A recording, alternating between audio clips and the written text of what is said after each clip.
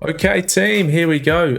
If you are wanting to figure out a bit more about your cryptocurrency and how to track that stuff, especially if you're starting to do it a bit more professionally, and you're trying to keep a ledger now, depending on your country, however you go, you have different tax implications, especially through your exchanges and things like that. But if a lot of what you're doing is on-chain, sorry, you'll need to have a look at what it is to do some of this stuff, and keeping a track of everything is a real good idea, so that you can track your losses and different things like that. But one thing that's really good is the about pulling APIs from somewhere like CoinGecko. CoinGecko is real good with its API stuff. But I thought I'd go through it a bit with you, just to help you out and get to where you need to be, especially with the API outputs that they don't really give you otherwise. So I thought I'll walk you through this. So you'll start off with your spreadsheet, any old spreadsheet, even if it is a current ledger, and it'll add a tab by the end of it each time you add a new query. So I thought I'll bring this over, and what we'll do is we'll have a Bo Peep. So this is CoinGecko en/API. If you, I'll put that link in the description down below. You'll go to, and you can do this all for free. Don't worry about it. You don't have to pay anything. So view plans, get started on the free plan. Now down here we'll have our different options. The where you're going to go is you're going to go to coins market. You have to select this try out button each time. I'd say that's a bot protection. And then you'll type in USD or whatever currency you might prefer to use to track your losses and stuff. A lot of what gets done in crypto is referred back to USD, so we'll do that for now. Now we're going to leave this blank for now, and we're going to just scroll down, leave it all as per normal, and we'll execute. It will give us here a request URL. We'll copy this URL here, Control C, and go back to our workbook here. So from here we'll go data up the top tab, get data on the left hand side, other sources, and we want to go from web. Depending on your version of Excel, you will have, from web somewhere in this scenario. For me it's here. And you may also need a subscription as well to do this, so keep an eye on that. However, Control V, paste that in here, push the OK button. It'll do a bit of thinking, and it'll start talking to CoinGecko from here. There you go, connecting to, and what it's doing is pulling the data that may be required. At this point, you'll see this and be quite confused. Make sure that your query over here is selected, and you want to convert that to a table. So simply press OK. At this point, we'll select our columns, and our columns are the data that we want to pull out of it on the regular. Here, we'll unselect all. We don't need it all. You might want the name, current price, whatever you got, highs of 24 hours, price change in dollars, price change in percentage. We'll simply do that. Yep, we'll run off that. Pull that out, and there's our information. Okay. At this point, you don't need to do much more. This is the information that it's going to pull out. All of these here. Now, it is only the top 100 of CoinGecko. We're going to go through a little bit later. If you happen to have an odd coin or a lower cap coin that you want to add in, that gets a bit funky, but you can still do it. Okay, so we'll go through that. So we have the name, the current price as of what are we now? 27th of August 2021, and the percentages over here.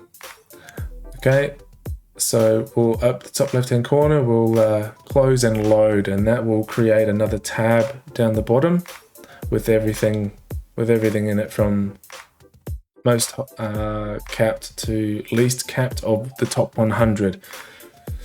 Okay. If you're having trouble from now on, I'm sorry.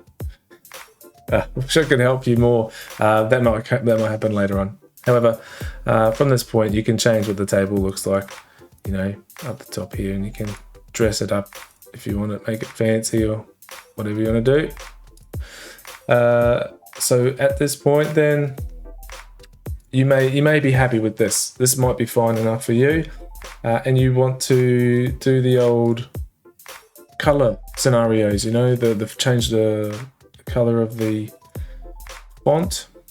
We'll go up to change condition format up here, and we'll go to color. Oh no, we'll go to new rule. Sorry, and format only cells to contain, and we want to go less than 0. And if it is less than 0, we want it to be red. Wow, cool. Okay, now we'll do the same again. We'll add a new rule and contain for greater than or equal to 0, and that will be green. Well, that's a bit of an ugly green. Let's go a nicer green, shall we? Oh no, that's vomit. Don't do that. Okay, we're gonna stick with that just for now. Anyway, there we go. At this point, you can. Oh, hello, mate. We'll just clear rules for selected cell.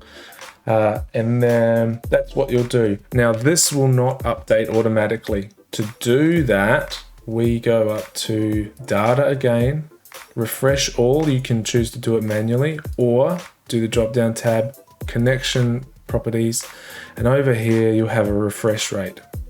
So you can change that 10 minutes, 15 minutes, 3 days, whatever you want it to be. We'll drop it in at 5. Keep it interesting. So that'll update the entire table. Now, if you want to add in a lower cap coin below 100, we will go up to data. We'll actually not yet. We need to know. Forgive me. We need to know what the particular coin is that we're wanting to go for. So I've got up here crypto blades, right? Crypto blades over here, the API ID. Now we need this and whatever else we're going to go for. So we're going crypto blades for now, and we will add this. Add this to our coins thing. So we go to markets again. Stay here. USD, that's fine. But we've got our ID string here. We'll paste that crypto blades. Now, if you want to add an extra coins, you'll do a comma, no spaces, and you'll add in another one. I'm going to add in Luvin because I think it's one of the coolest projects that's going to come out real soon. And you can add another one there if you want to. I couldn't even think of another one. It's not. Actually, let's do. Let's look up. Benemon. Now, just in case. So that is Benemon right there. Copy. No spaces. We'll paste that in there. Wonderful. Scroll down. We'll execute. It'll create a new API link. Copy this here. Now we'll go back to our workbook, get data, same again, same as what we did from web, and we'll paste this one. Now it's only going to do those that we've selected, not the top 100, okay? Again, turn into a table. Okay. Select the ones that we want. We want name, current price, price change and percentage. You can add more. You can do whatever you want. If you want, save and load. It's going to create a new tab. This is the part I haven't yet figured out, but the information is going to be there, and you can do the same thing over again. So there we go. There we go right there. It's awesome. Well, yeah, if there's more that I learn, I will share it. But if, for creating a ledger and keeping track of everything, this is a good way to go. All right. I hope that helped you. Have a good one.